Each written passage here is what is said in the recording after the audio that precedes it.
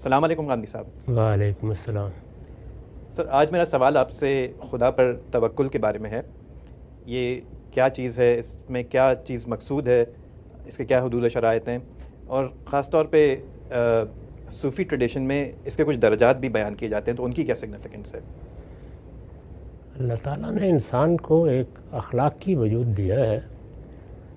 ہم جب انسان کی تحلیل کرتے ہیں تو دو چیزیں اس کے امتیاز کی حیثیت سے سامنے آتی ہیں۔ ایک یہ کہ اللہ تعالیٰ نے اس کو حصے جمالیات دی ہے، وہ چیزوں کے بارے میں خوبصورت یا بدصورت ہونے کا حکم لگاتا ہے، خوبصورتی کو پسند کرتا ہے، اس سے حظ اٹھاتا ہے، اور ہر پہلو سے خوبصورتی کی تحسین کے جذبات اپنے اندر امٹتے ہوئے دیکھتا ہے۔ دوسری چیز اس کا حادثہ اخلاقی ہے، یعنی وہ چیزوں کے بارے میں یہ فیصلہ سناتا ہے کہ یہ چیز اچھی ہے، یہ چیز بری ہے، جھوٹ ایک بری چیز ہے، سچائی ایک اچھی چیز ہے۔ تو یہ حادثہ اخلاقی ہے جو جس طریقے سے انسان کو دوسرے ابنائے نو سے متعلق کرتا ہے، اسی طرح اس کے پروردگار سے بھی متعلق کرتا ہے۔ ہم جسے اخلاق کہتے ہیں وہ کیا ہے؟ وہ یہ ہے کہ جو روابط پیدا ہو گئے ہیں ان کی صحیح تشکیل ہو، ان کے ساتھ صحیح رویے اختیار کیے جائیں، اور جس کا جو حق ہے وہ اس کو ادا کر دیا جائے۔ یہ عدل، احسان جتنی تعبیرات ہیں وہ اگر اخلاقیات میں بنیادی تعبیرات بن گئی ہیں تو اسی لیے بن گئی ہیں کہ ہمارے باہمی رویوں میں سب سے زیادہ اسی کی ضرورت ہوتی ہے کہ ہم عدل سے بات کریں، انصاف سے بات کریں، اور کسی حال میں اس کا دامن ہاتھ سے نہ چھوڑیں۔ تو اگر اخلاق کی یہ حقیقت واضح ہے کہ اخلاق کوئی مجرد چیز نہیں ہے، یعنی اگر مجھے اس طرح پیدا کر دیا جائے کہ نہ میرے دائیں کوئی ہو، نہ بائیں کوئی ہو، نہ پیچھے کوئی ہو، نہ آگے کوئی ہو، تو اخلاق کا کوئی پہلو میرے تجربے کی چیز بنے گا ہی نہیں۔ اسی وقت بنتا ہے جب اعزاء ہیں، اقربا ہیں، رشتہ دار ہیں، تعلق والے ہیں، دوست ہیں، میں کہیں کاروبار کرنے جاتا ہوں، وہاں معاملات پڑتے ہیں، اب یہ ضرورت پیدا ہوتی ہے کہ میں کسی کی حق تلفی نہ کروں، میں کسی کی جان مال آبرو کے خلاف زیادتی نہ کروں۔ تو اخلاق کے جتنے پہلو ہیں، یعنی عدل کرنا ہے تو لوگوں کے مابین کرنا ہے، احسان کرنا ہے تو کسی وجود دیگر پر کرنا ہے، یہ سب چیزیں جتنی بھی ہیں وہ اسی وقت میرے لیے اخلاقی وجود کا اظہار بنتی ہیں جب میرے تعلقات پیدا ہوتے ہیں۔ تو اس میں جد و جہد کا میدان، جس میں انسان کو چیزیں دیکھنی بھی ہیں، پرکھنی بھی ہیں، ان کے اندر بھی اترنا ہے، اس سے اپنے لیے سہولتیں بھی پیدا کرنی ہیں، رزق کے مواقع تلاش کرنے ہیں۔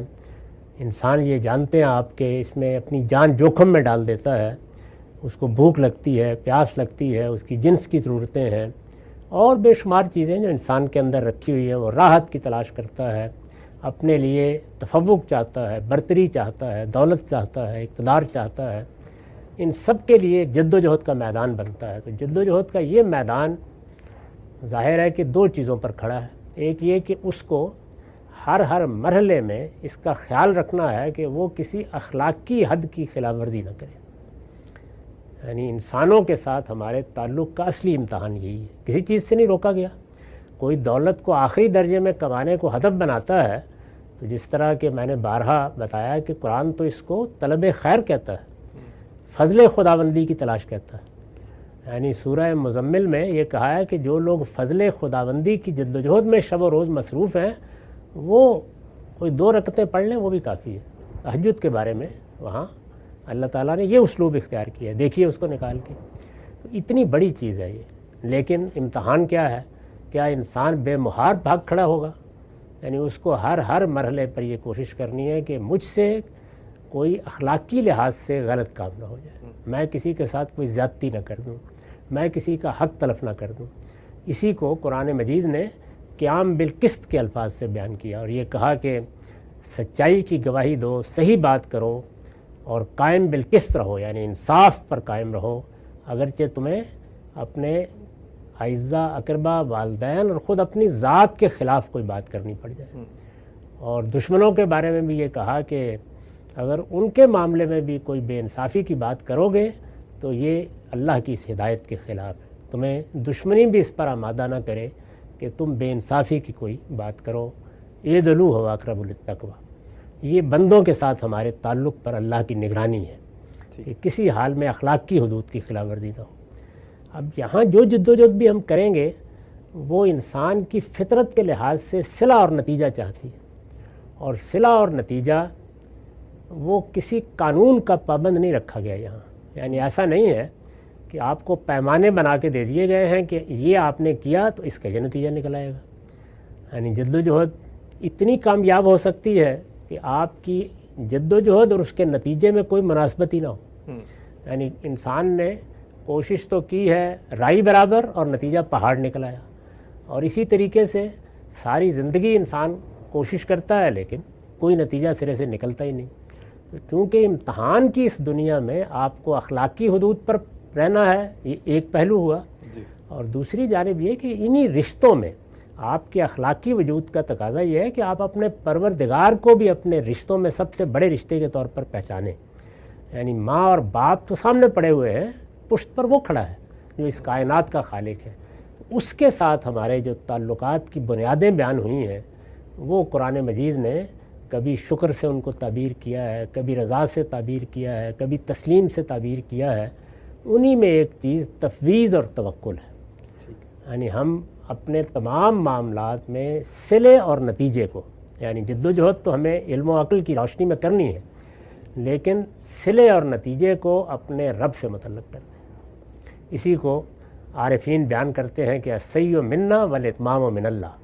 یعنی جد و جہد صحیح کرنا یہ ہمارا کام ہے, اس کو پایہ تکمیل تک پہنچانا ہمارے پروردگار کا کام ہے. تو یہی توکل ہے. یعنی معاملے کا نتیجہ کیا نکلے گا, ساری جد و جہد کہاں پہنچے گی, انجام کیا ہوگا, اس کو خدا کے سپرد کر دیا جائے, یہ تفویض ہے. میں نے اس معاملے کو اللہ کے سپرد کر دیا. وہ جو رات کی دعا سکھائی ہے رسالت میں آپ صلی اللہ علیہ وسلم نے, وہ ضرور یاد کرنی چاہیے. بہت ہی غیر معمولی دعا ہے. اسلمت نفسی الیک و فوضت امری الیک. شروع یہاں سے ہوتی ہے. میں نے اپنے وجود کو پروردگار تیرے سپرد کر دیا سوتے وقت, اور فوضت امری الیک, اپنا ہر معاملہ تیرے سپرد کر دیا. وہ فوضت تو یہی تفویض ہے. تو تفویض بنیادی چیز ہے. اب اس تفویض کے بعد سپرد تو کر دیا آپ نے, لیکن انسان اپنی فطرت کے لحاظ سے انتظار تو کرے گا نتیجے کا. تو انتظار کو توکل سے تعبیر کیا ہے. کرو. باقی صوفیہ حضرات ایک بالکل دوسری جگہ سے چیزوں کو دیکھتے ہیں. ان کے ہاں یہ ہے کہ اصلی حقیقت ان کے باطن میں ہے. جب اصلی حقیقت باطن میں ہے تو اس کو تلاش کرنے کے لیے ضروری ہے کہ ہمارے جسم کا یہ پیرہن یہ اتار پھینکا جائے. اسی لیے وہاں فنا کا تصور ہے, وہاں زندگی اور اس کے لوازم کے مایا ہونے کا تصور ہے, ترک دنیا کی تعلیم ہے. یہ اسلام کی تعلیم نہیں ہے. اس میں پھر توکل کے معنی اس سے آگے ہوتے ہیں. اس میں تو یہ ہے کہ آپ نتیجے کی توقع رکھیں اپنے پروردگار سے. سعی و جہد اور اس کے درپے ہونا یا اس کو زندگی میں کوئی اہمیت دینا, یہی ختم کر دیں. یہ ختم نہیں کریں گے تو مایا کے جال میں پھنسے رہیں گے, اس سے نکلنا نصیب نہیں ہوگا. چنانچہ وہ پھر اس طرح کی تعلیم بھی لے لیتے ہیں کہ گھر میں کچھ بھی نہ رکھو, اور پھر جب خیال ہوتا ہے کہ گھر میں اگر 10 دینار بھی نہ ہوئے یا 10 درہم بھی نہ ہوئے تو چور مایوس ہو کے چلا جائے گا, تو کہتے ہیں اتنے سے رکھ لو. تو وہاں اخلاقیات اس طرح سے ہیں. اسلام میں ایسی چیز نہیں. اسلام میں یہ ہے کہ آپ پوری قوت کے ساتھ جدوجہد کریں, دولت کمائیں, اقتدار کی طلب میں جائیں, جو جی چاہے کریں. بس اخلاقی حدود کی انسانوں کے بارے میں پابندی کریں, اور اللہ کے بارے میں اخلاقیات کا تقاضا یہ ہے کہ صلے اور نتیجے کو تفویض اور توکل کے اصول پر اپنے رب کے سپرد کر دیں. بہت شکریہ سر, بہت خوبصورتی کے ساتھ آپ نے اس کو ایکسپلین کیا. ہم سوالات کی جانب بڑھتے ہیں. سب سے پہلا سوال ہم لیتے ہیں ہارون شمون سے. ہارون, اپنا سوال پوچھ لیجیے. السلام علیکم سر.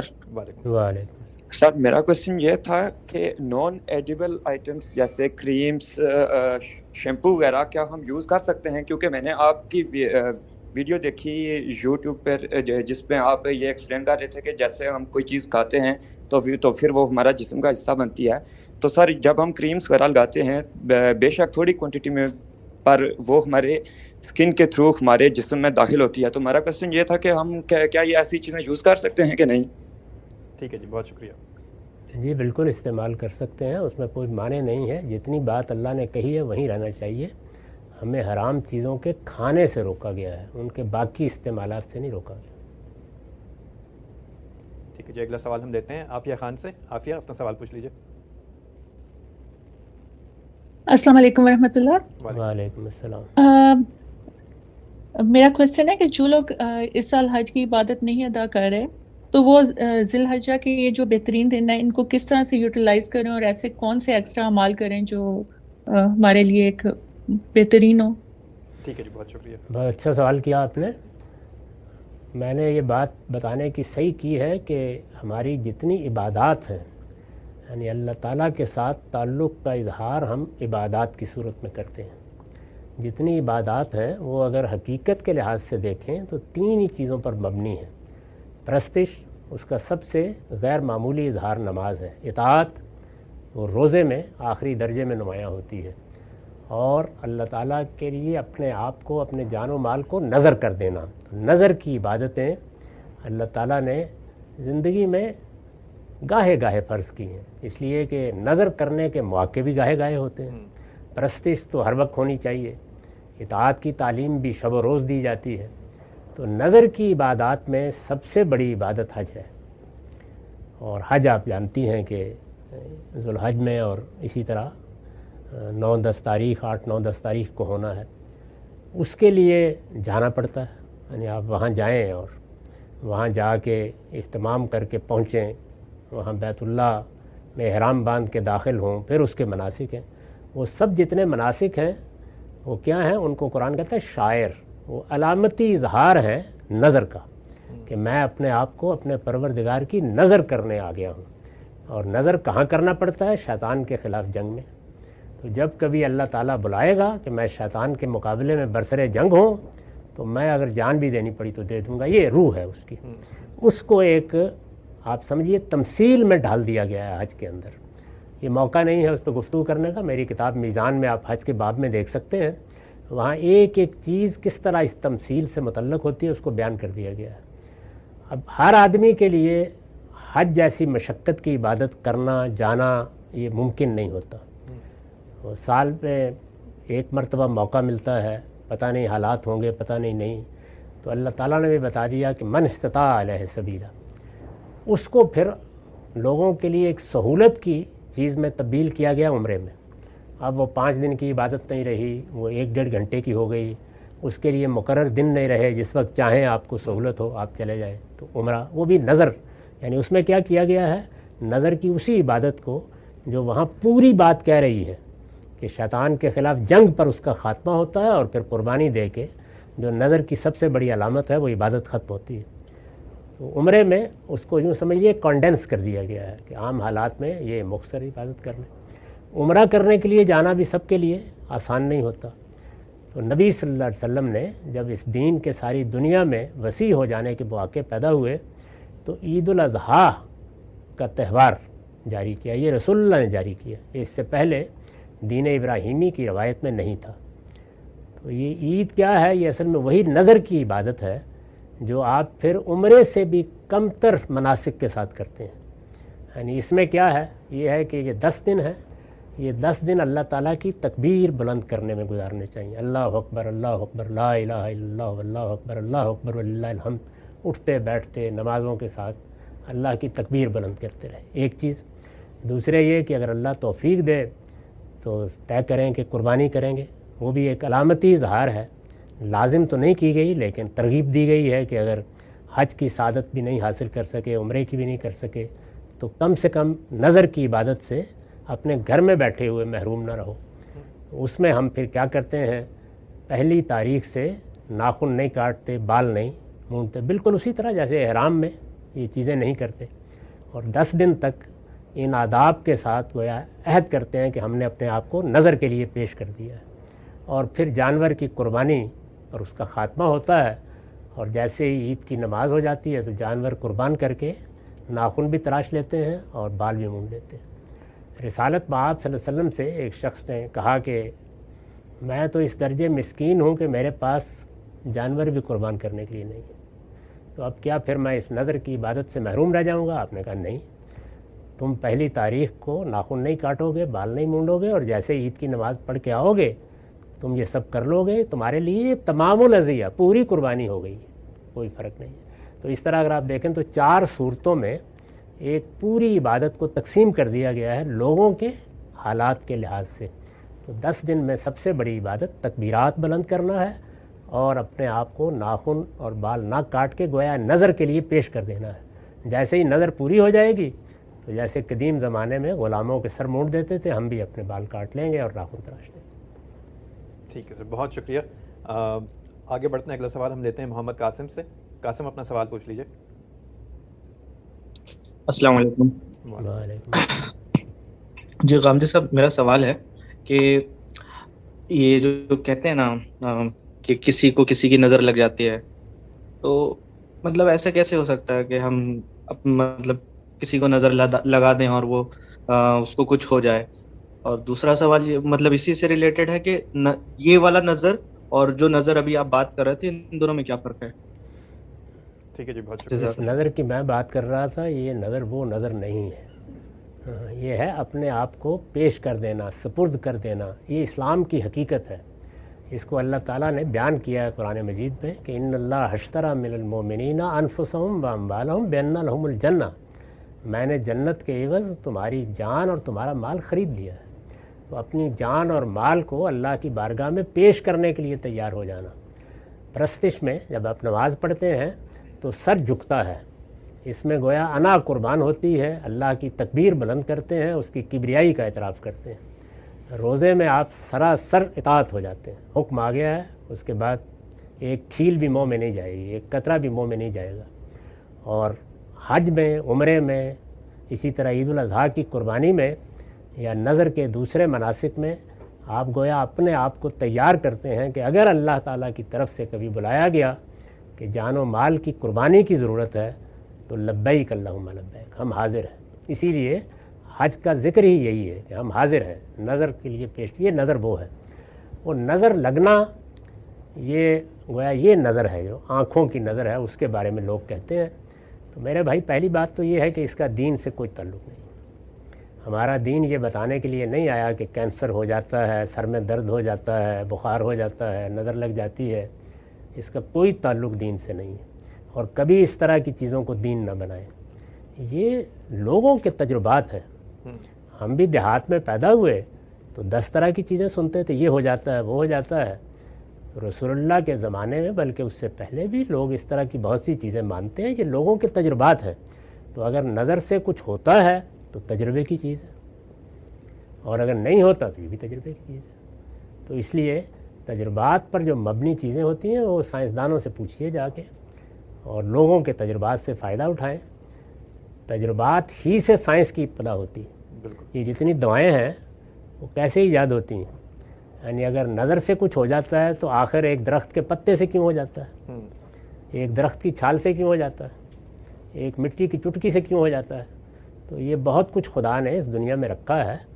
اس لیے نظر سے اگر لوگ کہتے ہیں کہ کچھ ہو جاتا ہے تو تحقیق کریں، دیکھیں کیا ہوتا ہے، اور پھر اس کا علاج بھی ڈھونڈ سکتے ہیں آپ۔ وہ علاج نفسی بھی ہو سکتا ہے، وہ بھی دنیا کا علم ہے، وہ علاج مادی بھی ہو سکتا ہے، وہ بھی دنیا کا علم ہے۔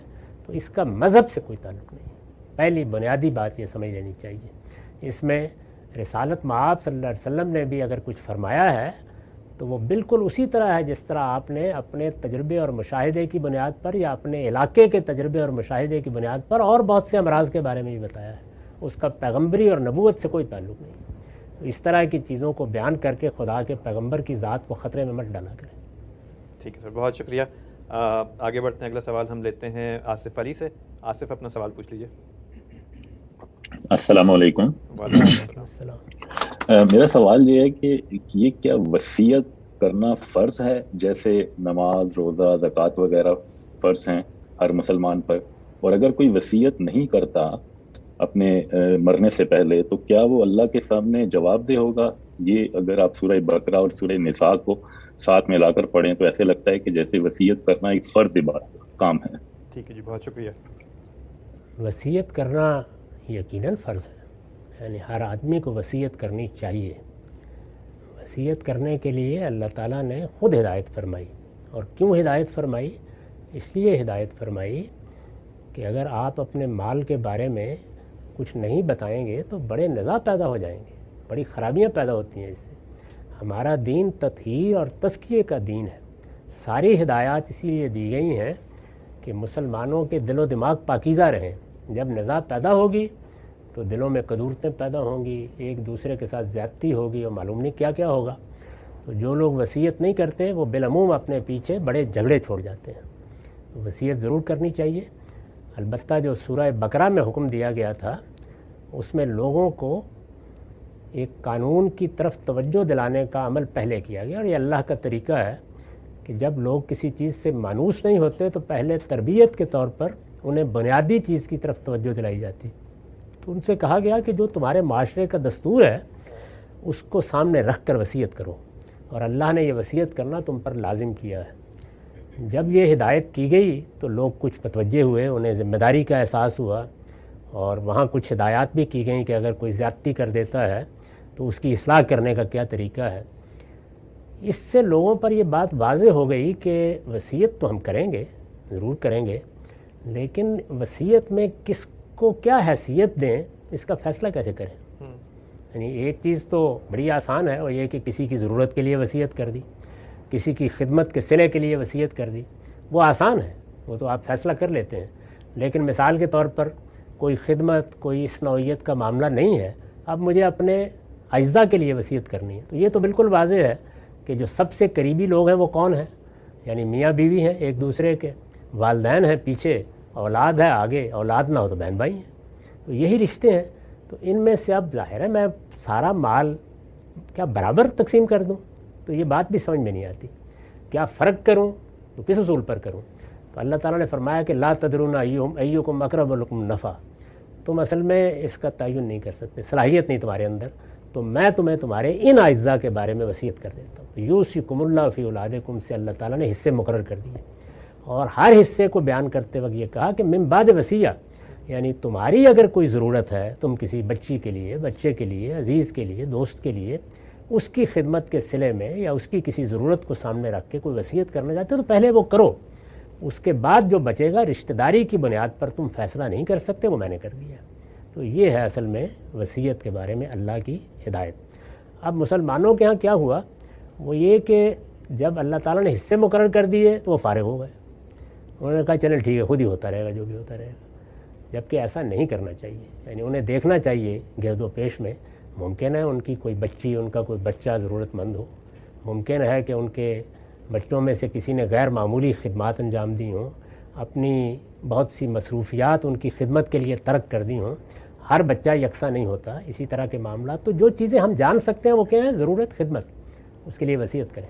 اسی طرح کسی نے اللہ کی راہ میں کچھ دینا ہے تو وصیت کریں، جو وصیت آپ کریں گے اس کو پہلے پورا کیا جائے گا، قرض ادا کیا جائے گا، باقی جو بچے گا وہ آپ کے رشتہ داروں کو رشتہ داری کی بنیاد پر اللہ کے حکم پہ دے دیا جائے گا۔ رشتہ داری کی بنیاد پر وصیت کا حق اللہ کی وصیت کے بعد ہمارے لیے ختم ہو گیا، اس میں اللہ کا فیصلہ ہوگا۔ ٹھیک ہے سر، بہت شکریہ۔ اگلا سوال ہم لیتے ہیں ماؤز کا، مگر اس سے پہلے میں آپ کو یاد دہانی کرا دوں کہ آپ کا جو نام ایس خاندی کی پروفائل میں وہی نام آپ کا زوم میں بھی ہو، اگر نہیں ہے تو وہ تبدیل کر لیجیے، ادروائز میں آپ کو ڈھونڈ نہیں سکتا یہاں پہ۔ اگلا سوال ہم ماؤز خان کا لیتے ہیں، ماؤز اپنا سوال پوچھ لیجیے۔ السلام علیکم۔ وعلیکم السلام۔ جی میرا سوال آپ سے یہ ہے کہ میں دین کا سرے سے تحقیق شروع کرنا چاہتا ہوں، تو قرآن اور حدیث تو ہے ہی اس کے لیے، لیکن میں بنیادی چیز کیا ہے کہ میں اس کو پڑھوں اور شروعات کس سے کروں۔ اور دوسرا سوال یہی ہے کہ سر کو ٹانگنا اور شلوار کو ٹخنوں سے اوپر رکھنا، اس کا شرعی حیثیت کیا ہے؟ ماؤز ایک سوال آپ کا پہلا سوال کا جواب دیتے ہیں، انشاءاللہ دوسرے سوال کے لیے آپ چنا رابطہ کر لیجیے گا ایپ میں۔ پہلا سوال آپ سمجھ گئے؟ جی، وہ کہہ رہے ہیں کہ دین کو وہ شروع سے پڑھنا چاہتے ہیں تو اس کے لیے کیا بنیادی چیزیں ہیں، ان کو کیا پڑھنی چاہیے؟ اللہ کی کتاب قرآن مجید کو پڑھیں، سب سے زیادہ اہمیت اسی کی ہے، اور اس کو پڑھنے کا صحیح طریقہ اختیار کریں۔ اگر کوئی تفسیر اٹھا لیں گے تو پہلے ہی مرحلے میں الجھ جائیں گے۔ سادہ ترجمہ قرآن مجید کا پڑھیے، پینسل لے کے پڑھیے، اور جہاں جہاں کوئی مشکل آپ کو پیش آئے، اس لیے کہ تفسیر کرنے والا تو اپنے پیش نظر مشکلیں سامنے رکھ کے تفسیر کرتا ہے۔ آپ کو کوئی مشکل پیش آ رہی ہے سمجھنے میں تو پہلے اس کو نشان زد کریں، اور جو ترجمہ بھی آپ پڑھنا چاہیں، اب تو ہماری اردو زبان میں بھی، انگریزی میں بھی، دنیا کی بہت سی زبانوں میں تراجم ہو گئے ہیں، اور مختلف نقطہ نظر کے اہل علم کے تراجم آ گئے ہیں۔ جب آپ پڑھیں اور اس میں پھر کوئی مشکل پیش آ جائے تو اب جو نمائندہ تفسیریں ہیں وہ 2-3 ہی ہوتی ہیں، ان کو اٹھا کر دیکھ لیں کہ اس مشکل کو کیا کسی مفسر نے سمجھا ہے جو آپ کو مشکل پیش آئی ہے۔ اگر وہ وہاں حل ہو جاتی ہے تو اچھی بات ہے، ورنہ اپنے زمانے کے کسی صاحب علم سے جا کے اس کو پوچھ لیں، وہ بتا دے گا آپ کو۔ باقی دنیا کے علم میں بھی آپ ایسے ہی کرتے ہیں۔ دوسری چیز ضروری ہے کہ آپ یہ جانیں کہ آپ کے روزمرہ کے معمولات میں دین نے جو سنت کے احکام دیے ہیں وہ کیا ہیں۔ میں نے اپنی کتاب میزان میں ان کی 2-3 صفحے پر فہرست بنا دی، اور ابھی اعتراضات سیریز میں کئی قسطوں میں اس کی وضاحت کی ہے، ایک ایک چیز کو لے کے بتایا ہے کہ یہ فہرست کس طرح ترتیب دی گئی ہے، اس میں کیا اصول کار فرما ہے، وہ دیکھ لیں۔ وہ ایسے اس سے ہر مسلمان واقف ہے، اس میں عبادات ہے، اس میں ہمارے نکاح طلاق کے معاملات ہیں، اس میں خور و نوش کی حرمتیں ہیں، اور اس میں تطہیر بدن کی چیزیں ہیں جو ہمیں روزمرہ زندگی میں صفائی ستھرائی میں ملحوظ رکھنی ہوتی ہیں۔ تو وہ ایک فہرست ہے، وہ سنت ہے۔ بس 2 چیزوں پر آپ کا دین پایہ تکمیل کو پہنچ جاتا ہے۔ اس دین کو، یعنی جو قرآن میں اور سنت میں بیان ہوا ہے، مختلف اہل علم اپنی کتابوں میں بیان بھی کرتے رہتے ہیں۔ اس میں ہماری پوری مسلمانوں کی تاریخ میں 3 بڑے اہل علم ہیں جنہوں نے اس پورے کے پورے دین کو پیش کیا ہے اپنے فہم کے مطابق۔ ان میں سے آپ تینوں کا مطالعہ کر لیں۔ امام غزالی ہیں، انہوں نے بڑی تفصیلی کتاب لکھی ہے احیاء علوم الدین، وہ ذرا مفصل کتاب ہے، اور ظاہر ہے کہ وہ صوفیانہ پس منظر میں لکھی گئی ہے، تو اس میں بعض بحثیں ایسی بھی آ گئی ہیں جو شاید قابل فہم نہ ہوں۔ پھر انہوں نے خود خلاصہ کر دیا اس کا کیمیائے سعادت کے عنوان سے، 1 جلد میں، تو آپ اس کو پڑھ سکتے ہیں۔ دوسری بڑی کتاب حجت اللہ البالغہ ہے شاہ ولی اللہ کی، وہ بھی دنیا کی سب زبانوں میں ترجمہ ہو گئی ہے، اور اسی پس منظر میں ہے۔ یعنی ہمارے ہاں جو علم کلام، فلسفے اور تصوف کی روایت قائم ہوئی، اور پھر جس طریقے سے ہمارے فقہاء نے دین کو سمجھا ہے، وہ سب اس میں بیان ہو گیا ہے، اس کو دیکھ سکتے ہیں۔ تیسری مولانا سید ابوالعلا صاحب مودودی کی اسلامی نظام زندگی ہے، اور اسی کا ایک بڑا مختصر خلاصہ ان کی کتاب دینیات ہے، ورڈز انڈرسٹینڈنگ اسلام کے نام سے اس کا انگریزی میں بھی ترجمہ ہے۔ اور اگر ہمارے نقطہ نظر کو سمجھنا چاہیں تو میزان ہے میری کتاب، اور اسی کا خلاصہ ہے الاسلام۔ تو آپ ان چاروں کو اگر تقابلی طور پر پڑھ لیتے ہیں تو بس اسلام کا علم تو مکمل ہو گیا، باقی علم کی کوئی انتہا نہیں، ساری زندگی پڑھتے رہیے۔ ٹھیک ہے سر، بہت شکریہ۔ آگے بڑھتے ہیں، اگلا سوال ہم لیتے ہیں اسحاق احمد سے۔ اسحاق اپنا سوال پوچھ لیں۔ جی السلام علیکم۔ وعلیکم السلام۔ جی استاد محترم، میرا سوال پروگرام زاویہ غامدی کے کنٹینیوٹی میں ہی ہے۔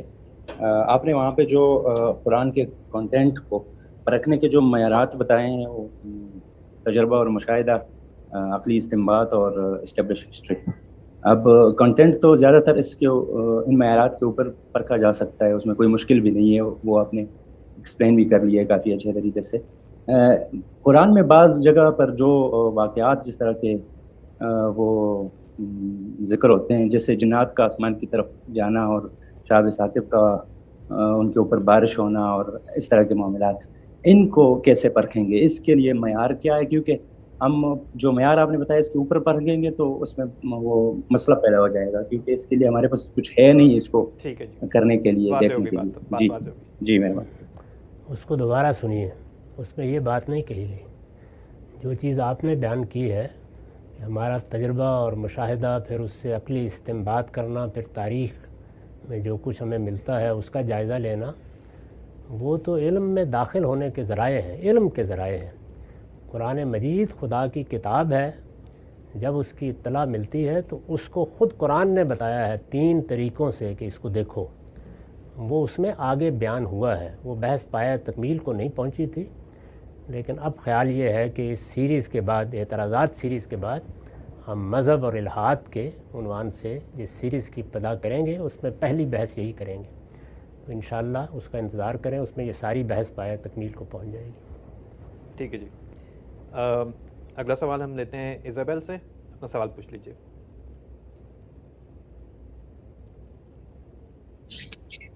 السلام علیکم غامدی صاحب، وعلیکم السلام۔ میرا سوال آپ سے کینٹیلین ویو کے بارے میں ہے، جس میں وہ کہتے ہیں کہ God was not powerful, God was not right because he was powerful, God was sorry I just mix it, جس میں وہ کہتے ہیں کہ خدا اس وجہ سے طاقتور نہیں تھا کیونکہ وہ صحیح تھا، but God was right because he was powerful. تو اس کے بارے میں آپ کے کیا ویوز ہیں؟ کیونکہ جب ہم یہ بات پڑھتے ہیں تو اس کا ایک بہت اسٹرانگ امپیکٹ آتا ہے، اسپیشلی اگر ہم اولڈ ٹیسٹیمنٹ پڑھنے کے بعد اس تھیوری کو پڑھیں تو۔ شکریہ۔ میری عزیز، خدا کے بارے میں ہمارے پاس کوئی حکم لگانے کے ذرائع نہیں ہیں، اس لیے صحیح ترتیب یہ ہے کہ جب ہم علم و عقل سے اس نتیجے تک پہنچ جائیں کہ ہمارا ایک خالق ہے، تو پھر خالق نے جو کچھ اپنے بارے میں بتایا ہے اس کو سمجھیں۔ خالق نے جو کچھ بتایا ہے وہ تورات میں بھی ہے، انجیل میں بھی ہے، اور پھر قرآن مجید میں بالکل آخری صورت میں اور محفوظ ترین صورت میں پہنچ گیا ہے۔ تو ہمارے علم و عقل کی دنیا یہ دنیا ہے۔ قوت کیا چیز ہے وہ ہم اپنے اوپر قیاس کرتے ہیں، علم کیا ہے اپنے آپ کو سامنے رکھ کے دیکھتے ہیں۔ ہماری دنیا زمان و مکان میں محدود ہے، ہم اس سے بالاتر ہو کر کسی چیز کا تصور نہیں کر سکتے۔ قرآن مجید نے تنبیہ کی ہے کہ تمہارے علم کی بنیاد غائب چیزوں کے بارے میں تمثیل پر ہوتی ہے، یعنی کیسے ہم غائب چیزوں کا تصور کرتے ہیں ان سے ملتی جلتی کسی چیز پر قیاس کر کے۔ اور خدا کے بارے میں تنبیہ کی ہے کہ لیس کمثلہ شیء، اس کی تو کوئی مثال بھی موجود نہیں ہے۔ انسان پر کچھ اللہ کی صفات کا پرتو پڑا ہے، یعنی کچھ قوت ہم میں بھی ہے، کچھ علم ہم میں بھی ہے، لیکن یہ بڑا ہی ایک یوں سمجھ لیجئے کہ دور کا تعلق ہے۔ اس پر قیاس کر کے خدا کے علم کو متعین کرنے کی کوشش کرنا، اس کی قوت کو متعین کرنے کی کوشش کرنا، اس کے فیصلوں پر حکم لگانے کی کوشش کرنا، اس کے بارے میں مفروضے قائم کر کے نتیجہ نکالنے کی کوشش کرنا حدود سے تجاوز ہے۔ ہمارے پاس کوئی علمی ذریعہ اس کے لیے موجود ہی نہیں ہے۔ تو اس لیے میرا مسلک تو یہی ہے کہ اللہ کی کتاب سے بس جانیے کہ اللہ کی صفات کیا ہیں، جتنا علم مل گیا ہے اللہ کی صفات کے بارے میں، اللہ کے سنن کے بارے میں، اس پر اس کا شکر ادا کریں، اور اپنی توجہات کا مرکز اس دنیا کو بنائیں جس میں ہم نے جینا ہے اور جس سے دونوں نتیجے نکلنے ہیں۔ یعنی اگر دنیا کو توجہ کا مرکز بنائیں گے تو کچھ دنیاوی نتیجے نکلیں گے، اور اس میں اخلاقی اصولوں کے پیرو رہیں گے تو کچھ اخروی نتیجے نکلنے ہیں۔ اس کو توجہ کا مرکز بنائیں۔ علم صرف یہ نہیں ہے کہ آپ ہر چیز جان لیں، علم یہ بھی ہے کہ آپ یہ جان لیں کہ آپ کیا نہیں جان سکتے۔ بہت ہی خوبصورت بات ہے سر۔ آگے بڑھتے ہیں، اگلا سوال ہم لیتے ہیں عالم خان کا۔ عالم، اپنا سوال پوچھ لیجیے۔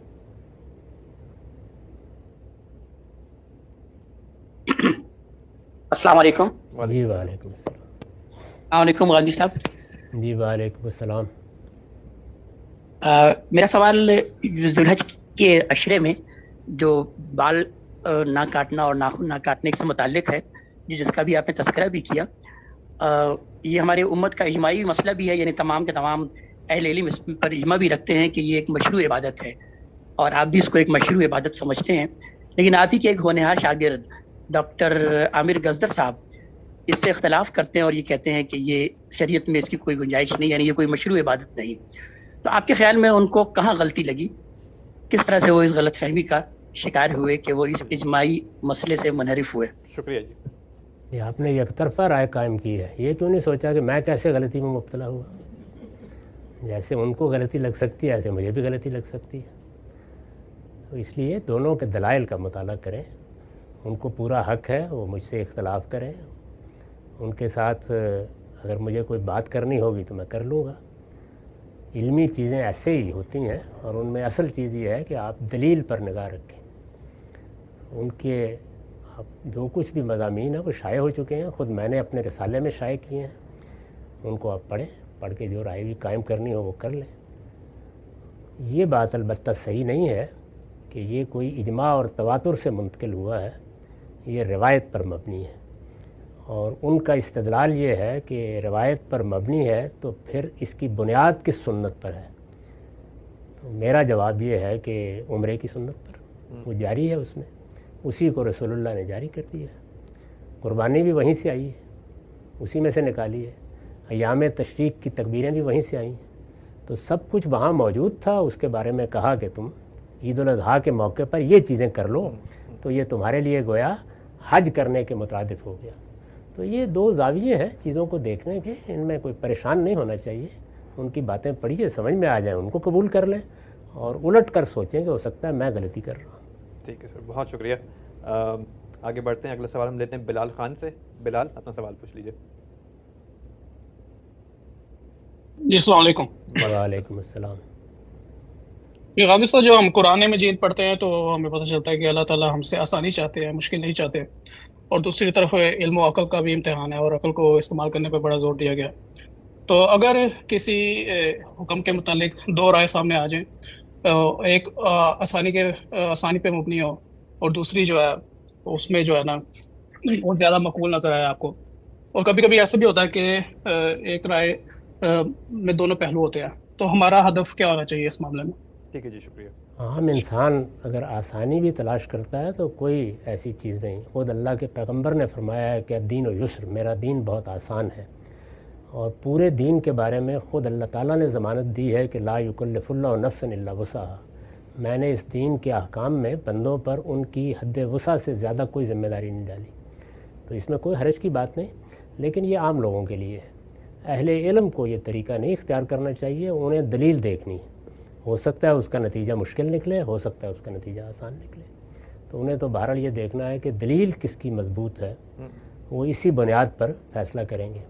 جو آپ نے آسانی چاہتا ہے والی آیت پڑھی ہے، اس کا تعلق عبادات سے ہے، یعنی اللہ تعالیٰ عبادات کے معاملے میں چونکہ یہ انہی کا حق ہے، تو وہ کہتے ہیں کہ اس میں مشقت میں پسند نہیں کرتا، لہٰذا ذرا بھی مشقت ہو، مشقت سے مراد یہ نہیں کہ آپ کہیں کہ مجھے تو نماز پڑھنے میں مشقت ہے، یعنی اس میں جو غیر معتاد مشقت کہتے ہیں اس کو، عام معمول سے زیادہ مسئلہ ہو گیا، تو اس میں اللہ تعالیٰ کہتے ہیں کہ نیچے کی صورت پر آ جاؤ، پھر اس میں رعایت دیتے چلے جاتے ہیں۔ تو عبادات کے معاملے میں یہ اصول ہے، حرمتوں کے بارے میں یہ اصول نہیں ہے، وہاں اصول یہ ہے کہ نہیں جان پر بنے گی تو پھر حرمت علت میں بدلے گی، ورنہ نہیں بدلے گی، تو اس لیے ہر جگہ اس کا اطلاق نہ کریں۔ بحیثیت مجموعی عام آدمی کو دین میں آسان اگر وہ کوئی چیز محسوس کرتا ہے، شافیوں کی رائے زیادہ آسان ہے، مالکیوں کی زیادہ آسان ہے، کوئی حرج نہیں اس کو قبول کرنا، ہم لوگوں کے لیے یہ جائز نہیں ہے، ہمیں تو یہ دیکھنا ہے کہ دلیل کس کی مضبوط ہے۔